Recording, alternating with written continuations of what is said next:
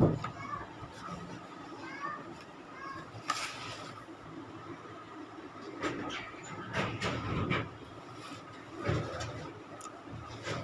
बच्चों, आज पढ़ेंगे अध्याय 2, कक्षा 6, अध्याय नंबर 2, भोजन के घटक।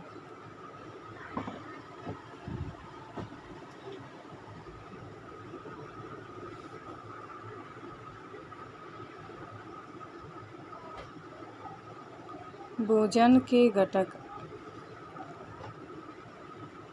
अध्याय में हमने उन खास पदार्थों की सूची बनाई थी अध्याय 1 में, चैप्टर नंबर 1 में, जिन्हें हम खाते हैं। भारत के विभिन्न भागों में खाए जाने वाले विभिन्न व्यंजनों के बारे में भी हमने बताया था तथा उन्हें मानचित्र में अंकित किया था। इस प्रकार के भोजन में चपाती, दाल और बैंगन का भरता हो सकता है, तो दूसरे में चावल, सांभर तथा भिंडी हो सकती है। इसके अतिरिक्त अन्य भोजन में अप्पम, मछली तथा सब्जियां भी हो सकती हैं। क्रियाकलाप 1। आमतौर पर हमने हमारे आहार में अन्न से बना कम से कम एक व्यंजन होता है। दूसरे खाद्य पदार्थों में दाल या मांस का कोई व्यंजन तथा सब्जी हो सकती है। इसमें दही, मट्ठा तथा अचार भी शामिल हो सकता है। हम खाना खाते हैं तो हम सलाद भी ले लेते हैं, दही, कई प्रकार की सामग्रियाँ खाते हैं। विभिन्न क्षेत्रों, राज्यों के कुछ सामान्य भोजन, जैसे कि देखिए, पंजाब में मक्की की रोटी बनाई जाती है और आंध्र प्रदेश में चावल, दाल, मांस का व्यंजन, राजमा, सब्जियां, सरसों का साग, अन्य दही, घी आदि हो सकते हैं। इस तरह के आहार के कुछ उदाहरण सारणी 2.1 में दिए गए अध्याय 1 में प्रस्तावित क्रियाकलाप 2। आपके द्वारा सारणी में दर्शाए गए व्यंजन छांटिए। आप उन व्यंजनों को छांटिए जो हमने इस अध्याय में समझाए थे।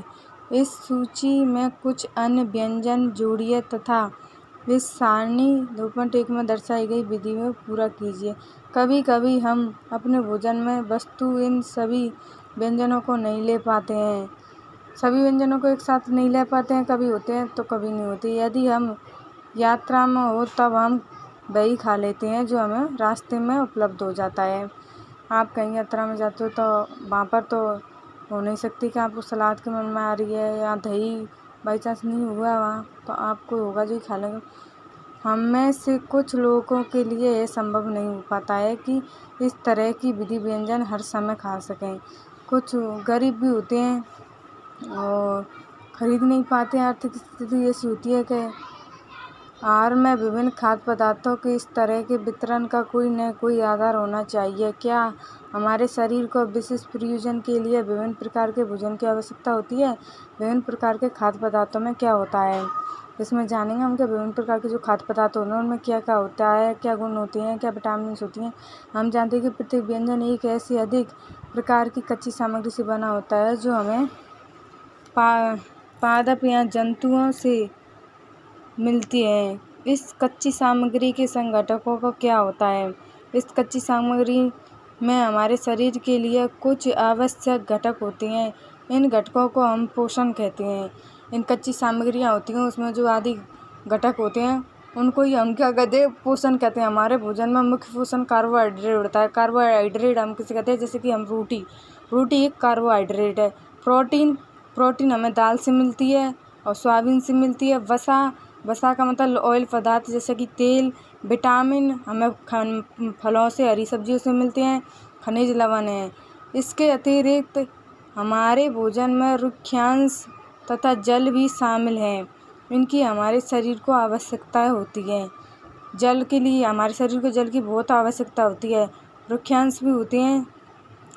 क्या सभी खाद्य पदार्थों में ये सभी पोषण उपलब्ध होते हैं? ऐसा तो संभव नहीं है कि सभी खाद्य पदार्थों में, मगर कुछ में, सब में अलग अलग प्रकार के गुण होते हैं कि खाद्य पदार्थ में।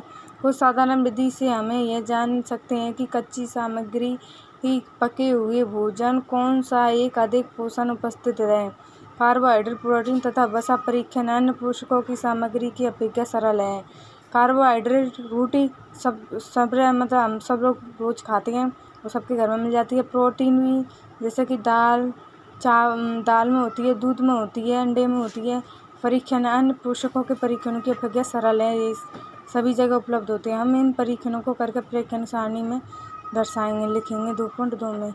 इन परीक्षणों को करने के लिए आपको आयोडीन कॉपर सल्फेट, एक आयोडीन का कॉपर सल्फेट लेना है तथा कास्टिक सोडा का विलय लेना है।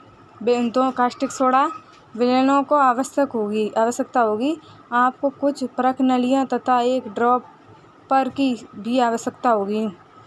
इन परीक्षणों को पके हुए भोजन तथा कच्ची सामग्री पर करें।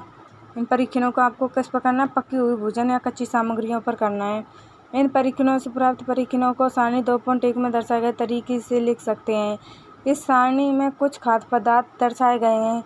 अपना परीक्षण इन पर अन्य किसी उपलब्ध खाद्य पदार्थ पर कर सकते हैं। इन परीक्षणों को सावधानी से कीजिए और किसी भी रसायन को खाने या चखने का प्रयास मत कीजिए। जब भी आप इन परीक्षणों को करें कि रासायनिक हानिकारक भी होते हैं, इसलिए आपको कभी उनको मतलब चखना नहीं चाहिए। यदि आवश्यक विलय तत्काल उपलब्ध नहीं है तो आपके अध्याय निम्न विधि से उन्हें तैयार कर सकते हैं। अगर आपके पास ये सामग्रियाँ नहीं हो तो आप उसको अलग विधि से भी कर सकते हैं। आइए हम खाद्य पदार्थों की जांच करके देखें। इसमें कार्बोहाइड्रेट उपस्थित होती है।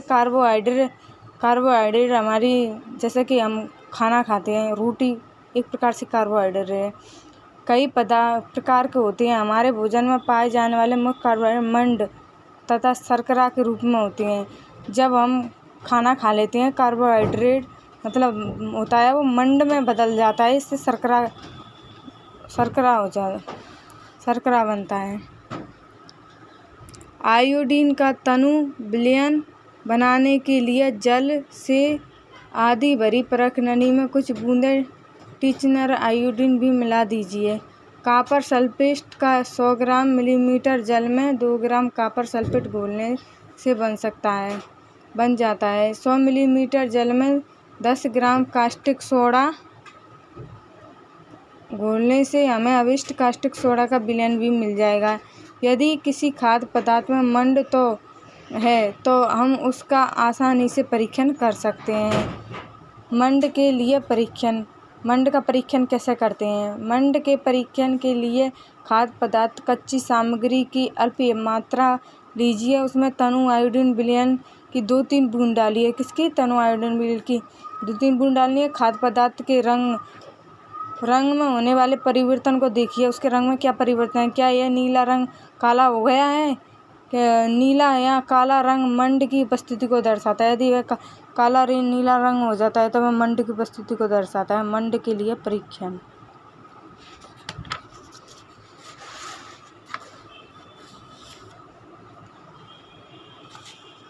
इस परीक्षण को किसी अन्य खाद्य पदार्थों के साथ दर्शाई गई और जांच कीजिए कि किसमें मंड है। अपने परीक्षणों को एक सारणी बनाकर उसमें लिखिए। प्रोटीन के लिए परीक्षण। प्रोटीन का परीक्षण कैसे करते हैं, आइए जानते हैं। प्रोटीन के परीक्षण के लिए किसी खाद्य पदार्थ की थोड़ी सी मात्रा लीजिए। कोई खाद्य पदार्थ लीजिए, उसकी थोड़ी सी मात्रा लीजिए। इस खाद्य पदार्थ का परीक्षण करना है। जिस खाद्य पदार्थ का आपको परीक्षण करना है, यदि वह ठोस हो तो पहले उसका पेस्ट अथवा चूर्ण बना लीजिए, आवश्यकता होती है। खाद्य पदार्थ की थोड़ी मात्रा को पीस कर या मसल कर उसके चूर्ण को एक साफ परख नली में डाल दें और 10 बूंद जल डालकर उसे अच्छी तरह हिलाएं। अब ड्रॉप की सहायता से परख नली में 2 बूंद कॉपर सल्फेट का विलयन डालिए तथा 10 बूंद कास्टिक सोडा का विलयन डालिए। चित्र देख लेना 2.2 कक्षा 6 की क्लास की किताब है विज्ञान की। अच्छी तरह से हिलाकर कुछ मिनट के लिए परख नली को रख दीजिए। आपने क्या देखा? क्या परख नली के पदार्थ देखिए। प्रोटीन के लिए परीक्षण। आपके मतलब क्या निष्कर्ष निकला, आपने क्या देखा उसको नोट कीजिए। बैंगनी रंग का हो गया। बैंगनी रंग खाद्य पदार्थ की प्रोटीन की उपस्थिति को यदि वह बैंगनी रंग का हो जाता है, खाद्य पदार्थ की प्रोटीन की उपस्थिति को दर्शाता है। अब आप इस परीक्षण को किसी दूसरे खाद्य पदार्थ के साथ दोहराएं। वसा के लिए परीक्षण। आइए देखते हैं वसा का परीक्षण किस प्रकार से करना चाहिए। खाद्य पदार्थ की अल्प मात्रा लीजिए, इसे एक कागज़ के टुकड़े में लपेटकर कूटिए। ध्यान रखें खाद्य पदार्थ में उपस्थित पोषण। आइए इस सारणी में देखते हैं। जैसा कि सारणी बनी हुई है, इसे कच्चा आलू, दूध, मूंगफली खाद्य पदार्थ हैं। बिना पका हुआ चावल, मक्का पका हुआ चावल, सूखा नारियल, बिना पकी अरहर की दाल, पकी हुई दाल, किसी सब्जी। देखिए मंड उपस्थित होता है, आलू में मंड उपस्थित होता है। आलू में प्रोटीन नहीं होती है, आलू में वसा भी नहीं होती है। दूध में मंड नहीं होता है और प्रोटीन हाँ होती है और वसा उपस्थित नहीं होती है। इसी प्रकार आप और मूंगफली में वसा होती है। आप करके देखना। कागज़ फट न जाए। अब कागज़ को सीधा कीजिए और ध्यानपूर्वक देखिए क्या इस पर तेल के धब्बे कागज़ को किसी प्रकार की सामग्री के सामने लाए। क्या आपको इस धब्बे से होकर आने वाला धुआं प्रकाश दिखाई देता है? ये कागज़ लीजिए, उसको आप तेल या कुछ डालिए, फिर देखिए क्या इसके मतलब देखता है। कागज़ पर तेल का धब्बा खाद्य पदार्थ में वसा की उपस्थिति को दर्शाता है। खाद्य पदार्थ में कभी भी जल की भी कुछ मात्रा हो सकती है। इस दशा में इन पदार्थों को कागज़ पर धीरे धीरे रगड़िए और कुछ समय के लिए कागज़ को सुखा दीजिए, ताकि यदि खाद्य पदार्थ से कुछ जल आया हो तो वह सूख जाए। इसके बाद ही यदि कागज़ पर तेल का कोई धब्बा न रहे तो यह पता चलता है कि खाद्य पदार्थ में वसा उपस्थित नहीं है। ये परीक्षण क्या दर्शाते हैं? क्या वसा, प्रोटीन तथा मंड उन सभी खाद्य पदार्थों में उपस्थित हैं जिनका आपने परीक्षण किया है? क्या एक खाद्य पदार्थ में एक से अधिक पोषण तत्व उपस्थित होते हैं? क्या आपने कोई ऐसा खाद्य पदार्थ पाया है जिसमें इनमें से कोई भी पोषण तत्व उपस्थित हो न हो? हमने 3 पोषक कार्बोहाइड्रेट, प्रोटीन, वसा के लिए खाद्य पदार्थों का परीक्षण किया था। अब विटामिन तथा खनिज लवण जैसे अन्य पोषण भी हमारे शरीर के विभिन्न खाद्य पदार्थों में उपस्थित रहते हैं। इन सभी पोषकों की हमें क्यों आवश्यकता होती है? देखिए विभिन्न पोषक हमारे शरीर के लिए क्या करते हैं? कार्बोहाइड्रेट मुख्य रूप से हमारे शरीर को ऊर्जा प्रदान करती है। कार्बोहाइड्रेट से हमारे शरीर को क्या मिलती है? ऊर्जा। वसा से भी ऊर्जा मिलती है। वास्तविकता है कि कार्बोहाइड्रेट की तुलना में वसा की समान मात्रा से हमें अधिक ऊर्जा प्राप्त होती है।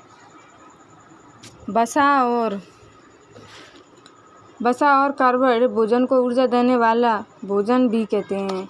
वसा और कार्बोहाइड्रेट को क्या कहते हैं? भोजन को। कार्बोहाइड्रेट के कुछ स्रोत देखिए, जैसे कि मक्का, आम, तरबूज, पपीता, गन्ना और आलू, शकरकंद, गेहूँ, चावल, बाजरा। और ये देखिए मूंगफली और गिर्री, तिल, ये क्या है? हमें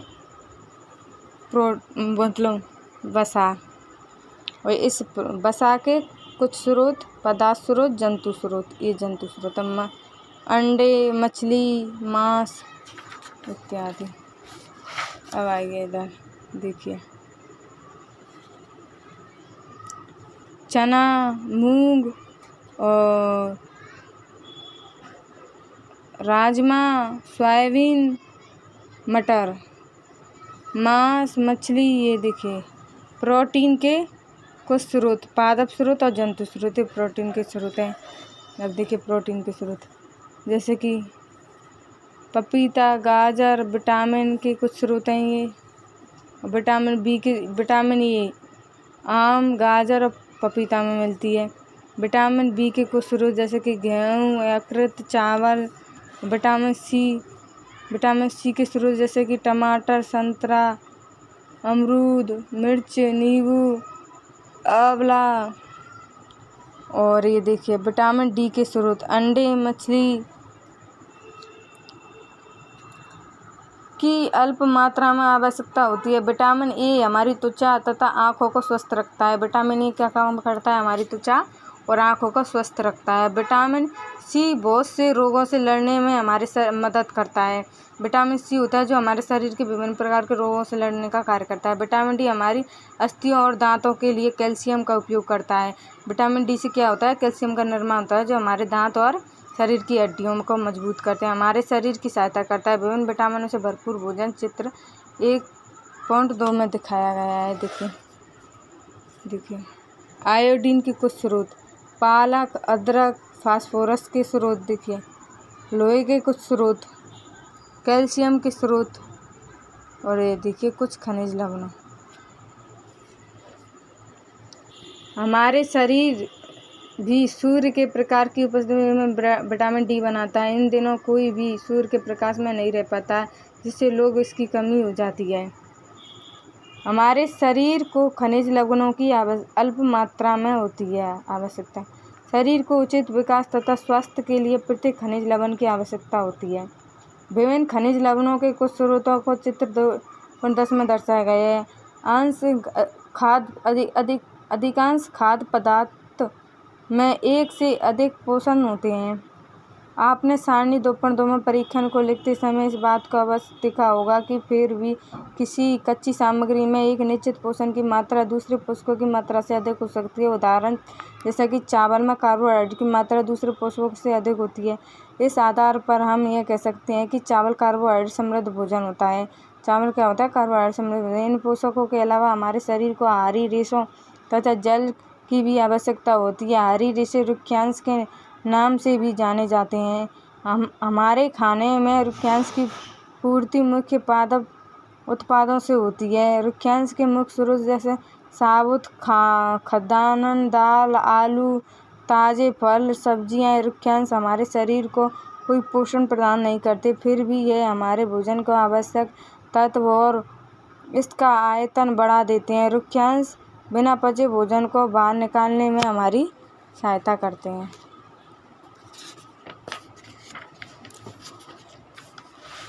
अब देखिए जल भोजन में उपस्थित पोषकों को अवशोषित करने में हमारे शरीर की सहायता करता है। कुछ अपशिष्ट पदार्थ जैसे कि मूत्र तथा पसीने को शरीर से बाहर निकालने में सहायता करता है। सामान्यतः हमारे शरीर को जितने जल की आवश्यकता होती है वह हमें उन वस्तुओं से प्राप्त होता है जिन्हें हम द्रव रूप में लेते हैं, जैसे कि जल, दूध, चाय आदि से हमें पानी प्राप्त हो जाता है। इसके अतिरिक्त हम जो भी भोजन पकाते हैं उसमें भी पानी का प्रयोग किया जाता है। आइए देखें कि क्या कोई अन्य स्रोत हमारे शरीर को जल प्रदान कर सकता है। क्रियाकलाप 3 में देखते हैं। देखो एक टमाटर अथवा नींबू जैसा कोई भी फल ले, इसे छोटे छोटे हिस्सों में काट ले। क्या ऐसा करते समय आपके हाथ गीले होते हैं? जब भी आपके घर में किसी फल या सब्जी को काटा छीला मसला जाता है, ध्यानपूर्वक उसका परीक्षण करें। क्या ऐसा करते समय आपको किसी ताज़ फल या सब्जी के बारे में पता चलता है जिससे पानी की मात्रा नहीं होती है? हम देखते हैं कि कई खाद्य पदार्थों में जल होता है। कुछ सीमा तक हमारे शरीर के लिए आवश्यक जल की पूर्ति इसी जल से हो जाती है। इसके अतिरिक्त कई खाद्य पदार्थों को पकाते समय हम उसमें जल डाल देते हैं। संतुलित आहार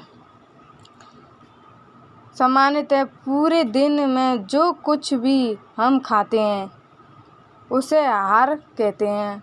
हम मतलब दिन भर में जो भी खाते हैं उसे आहार कहते हैं। हमारे शरीर की वृद्धि और अच्छे स्वास्थ्य को बनाए रखने के लिए हमारे आहार में बने सभी पोषक तत्व उचित मात्रा में होने चाहिए जिनकी हमारे शरीर को आवश्यकता होती है। कोई भी पोषक तत्व ना आवश्यक से अधिक हो और ना आवश्यक से कम होना चाहिए।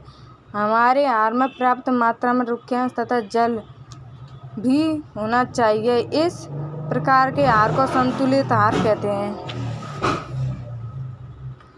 क्या आप सोचते हैं कि प्रत्येक आयु वर्ग के लोगों को कुछ ही प्रकार के आहार की आवश्यकता होती है? क्या आप यह भी सोचते हैं कि हमारे संतुलित आहार हमारे शरीर का कार्य पर निर्भर करता है। एक सप्ताह की अवधि में आप जो भी खाते हैं उसका एक चार्ट तैयार कीजिए। जांच कीजिए कि प्रतिदिन जो भोजन आप करती हैं क्या उसमें सभी पोषक तत्व उपस्थित थे। आप जांच करना। दाल, मूंगफली, सोयाबीन, अंकुरित बीज, मूंग एवं चना, किण्वत भोजन, दक्षिण भारतीय भोजन जैसे कि इडली, आटे का मिश्रण, मिस्सी रोटी, थपेला अनाज, दालों से बना केला, पालक, सत्तू, गुड़, उपलब्ध सब्जियां तथा इसी प्रकार के अन्य भोजन कई पोषक उपलब्ध कराते हैं। इसलिए कोई व्यक्ति अल्प व्यय में भी संतुलित आहार खा सकता है। उचित प्रकार का भोजन करना ही पर्याप्त नहीं है, इसे उचित तरीके से पकाना भी चाहिए ताकि इसके देखिए पहली यह जानने के लिए उत्सुक है कि क्या जंतुओं के भोजन में भी ये सभी आवश्यक हैं। क्या उन्हें भी संतुलित भोजन की आवश्यकता होती है? पोषक तत्व नष्ट न हो। क्या आप जानते हैं कि पकाते समय पोषक तत्व नष्ट हो जाते हैं? हाँ, हो जाते हैं। छिलका उतार कर यदि सब्जियों और फलों को धोया जाता है तो संभव है कि उनके कुछ विटामिन नष्ट हो जाते हैं। हम जिन सब्जियों के छिलका उतार देते हैं उनके कुछ विटामिन नष्ट हो जाते हैं। सब्जियों और फलों की त्वचा में कई महत्वपूर्ण विटामिन तथा खनिज लवण होते हैं। चावल और दालों के बार बार धोने से उनमें उपस्थित सभी विटामिन और खनिज लवण अलग हो जाते हैं। हम सभी जानते हैं कि पकाने से भोजन का स्वाद बढ़ता है तथा इससे पचाने में आसानी होती है। इसके साथ साथ पकाने में कुछ पोषक तत्वों की हानि भी हो सकती है। यदि भोजन पकाने में अत्यधिक जल का उपयोग किया जाता है और बाद में उसे फेंक दिया जाता है तो कई लाभदायक प्रोटीन तथा खनिज लवण को हानि हो जाती है। पकाने में विटामिन सी आसानी से गर्मी से नष्ट हो जाती है। क्या यह उचित नहीं होगा कि हम अपने आहार में फल और कच्ची सब्जियों को सम्मिलित करें? बुजुर्ग ने सोचा कि हर समय वसा युक्त खाना सर्वोत्तम भोजन। एक कटोरी कार्बोहाइड्रेट भोजन की अपेक्षा एक कटोरी वसा युक्त भोजन अधिक ऊर्जा देगा। क्या ऐसा नहीं होता? अतः उसने तली हुई चीज़ें, समोसा, पूरी, मलाई, रबड़ी, पेड़ा आदि प्रचुर वसा युक्त भोजन भी ही खाया, इसके अलावा कुछ नहीं खाया। क्या आप सोचते हैं कि वह ठीक है? निसंदेह नहीं। इतना अधिक वसा युक्त भोजन खाना हमारे शरीर के लिए बहुत हानिकारक हो सकता है। ज़्यादा वसा युक्त भोजन हमें नहीं खाना चाहिए। हमारे भोजन में वसा की मात्रा अत्यधिक मोटापे का कारण बन सकती है। अभावजन्य रोग। एक व्यक्ति खाने के लिए पर्याप्त भोजन पा रहा है लेकिन कभी कभी उसके भोजन में किसी विशेष पोषक की कमी हो जाती है। यदि यह कमी लंबी अवधि तक रहती है तो वह व्यक्ति उसके अभाव से ग्रसित हो जाता है। एक या अधिक से पोषक तत्वों का अभाव हमारे शरीर में रोग अथवा विकृतियां उत्पन्न कर सकता है। वे रोग जो लंबी अवधि तक पोषक के अभाव के कारण होते हैं उन्हें अभाज्य रोग कहते हैं। यदि कोई व्यक्ति अपने भोजन में पर्याप्त प्रोटीन नहीं ले रहा है तो उसे कुछ रोग हो सकते हैं जैसे कि वृद्धि का अवरोध होना, चेहरे पर सूजन, बालों के रंग का उड़ना, त्वचा की बीमारियां, पेंसिंग आदि। प्रोटीन तथा कार्बोहाइड्रेट दोनों ही किसी व्यक्ति के आहार से एक लंबे समय तक अनुपस्थित रहे तो उसकी वृद्धि पूरी तरह से अवरुद्ध हो जाएगी। ऐसा व्यक्ति बहुत दुबला पतला हो जाएगा। वह इतना दुर्बल हो जाएगा कि चलने में भी असमर्थ होगा। विभिन्न विटामिन और खनिज लवणों के अभाव से विभिन्न रोग अथवा विकृतियां हो सकती हैं। इनमें कुछ सारणी 3.2.1 में दर्शाए गए हैं। सभी अभाज्यजन्य रोगों की रोकथाम संतुलित आहार लेने से की जा सकती है। इस अध्याय में हमने स्वयं से यह जानने का कोशिश की है कि विभिन्न क्षेत्रों के भोजन में इतनी अधिक विविधता होते हुए भी आहार में पोषक तत्वों का वितरण सामान्य है। यह वितरण हमारे भोजन में आवश्यक पोषक तत्वों की उपस्थिति सुनिश्चित करता है। हो गया आपका अध्याय समाप्ति। सारणी देखिए। विटामिन और खनिज लवणों के अभाव के कारण होने वाले रोग। इसमें विभिन्न प्रकार के रोग हैं। देखिए, vitamin A vitamin B1, vitamin C, vitamin D, calcium, iodine और लोहा। अब इनको हम विस्तार से समझते हैं। देखिए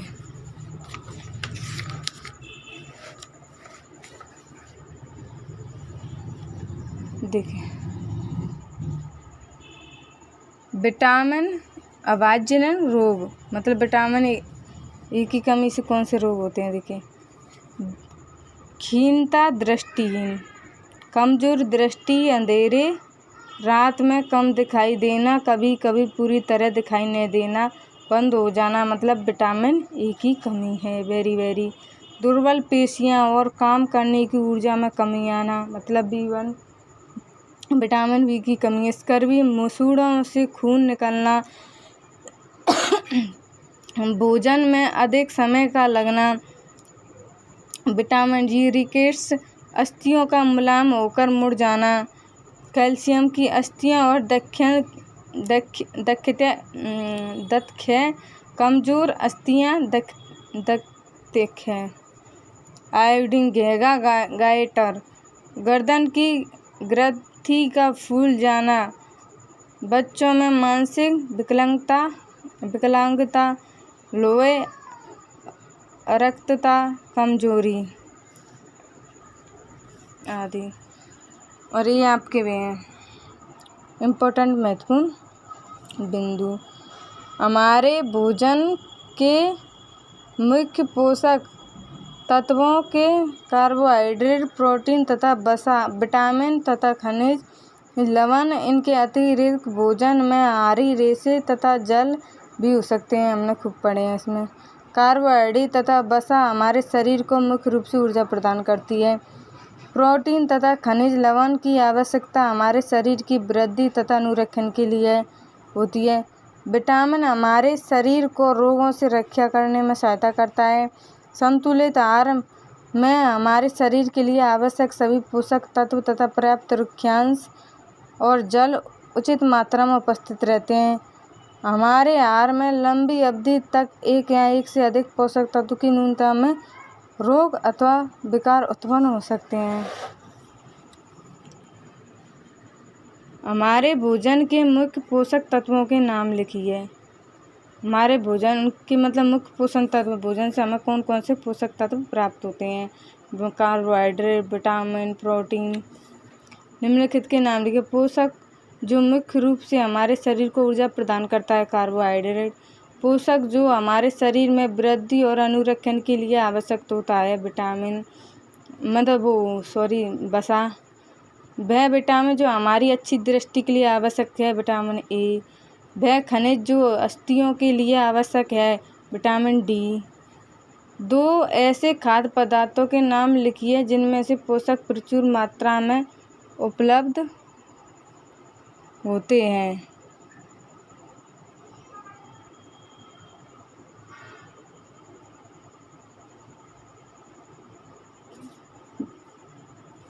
वसा और प्रोटीन।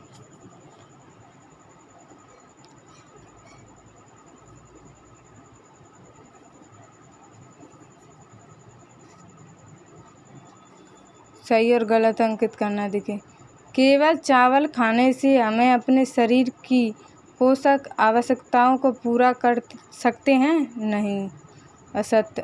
खाली चावल खाने से हमारे शरीर को सारी विटामिन से नहीं प्राप्त हो सकती।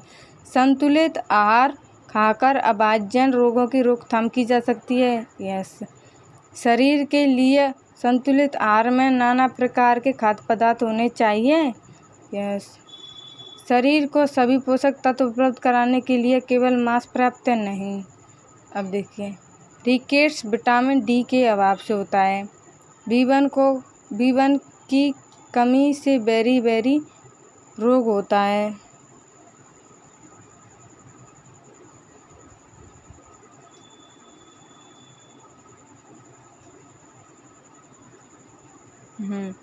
बेरी होता है। विटामिन सी के अभाव से स्कर्वी। हमारे भोजन में ए विटामिन के अभाव से रतौंधी हो जाता है। देख लिया। अब होता है आपका अध्याय समाप्त। आज हमने पढ़ाया आपको, कुछ गलती वो तो हमसे माफ़ करना, हमको थोड़ी तबीयत ख़राब थी आज हमारी। और हमारे चैनल को सब्सक्राइब करना, लाइक करना और अधिक से अधिक शेयर करना। अभी हमने ये चैप्टर पढ़ाना शुरू ही किया है, हम इसके सारे चैप्टर कराएंगे। कक्षा 6 भी कराऊंगी, फिर 8th की विज्ञान कराऊंगी, फिर 7th पहले 6 फिर 7 फिर 8th की, फिर मैं 6 की मैथ स्टार्ट कर दूंगी, फिर 7 की मैथ, 8th की मैथ, फिर ऐसे जीके पढ़ा दूंगी। मतलब मैं बिल्कुल यूपीएससी लेवल की एनसीईआरटी कंप्लीट कराऊंगी 6 से लेकर मतलब 12वीं तक, मतलब 12th तक। तो प्लीज़, और मेरे से कोई भी पढ़ाने में गलती हो गई, कुछ भी गलत, मतलब जो मुझे याद ही नहीं रहा हो मैंने कुछ, तो आप कमेंट करके ज़रूर बताना, मैं उसे आपको सही बताने की कोशिश करूँगी। और मेरे से कोई गलती हो तो माफ़ करियो, पर मेरे चैनल को ज़रूर सब्सक्राइब और लाइक और कमेंट करियो। Thank you. मेरे चैनल का नाम है